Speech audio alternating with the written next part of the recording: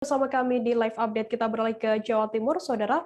Jumlah 80 ekor ular jenis ball python mati terpanggang dalam kebakaran rumah di Jalan Taman Indah 6, nomor 50 RT 4 RW 7 sepanjang Taman Sidoarjo pada Selasa 21 September kemarin.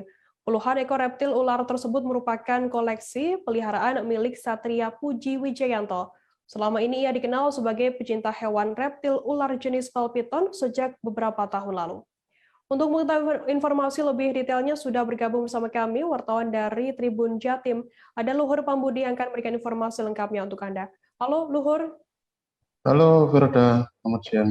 Luhur, bisa Anda jelaskan bagaimana awal kronologi kebakaran yang terjadi yang membakar 80 ekor ular ini?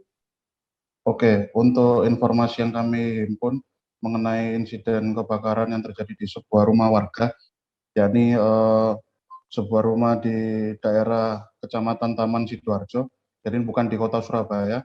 Dan awal mulanya ini adalah dilaporkan sekitar pukul 12 atau tepatnya 00 hari Selasa kemarin. Jadi memang api ini muncul ketika dini hari dan membakar sebuah rumah milik Pak Satrio yang sebenarnya beliau itu adalah kolektor hewan reptil khusus untuk jenis ular.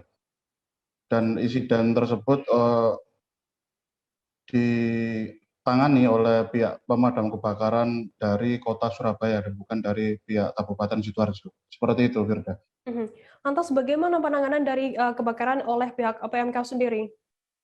Oke, yang menangani untuk insiden kebakaran itu adalah dari pemadam kebakaran kota Surabaya karena memang dari segi lokasi itu cukup dekat dengan kota Surabaya walaupun itu masuk wilayah yuridis Sidoarjo. Jadi yang menangani adalah pihak pemadam kebakaran kota Surabaya yang memang memiliki mekanisme waktu respon time untuk insiden kebakaran yang cukup cepat dan langsung dipadamkan dengan menurunkan sekitar 17 kendaraan pemadam kebakaran berbagai macam jenis.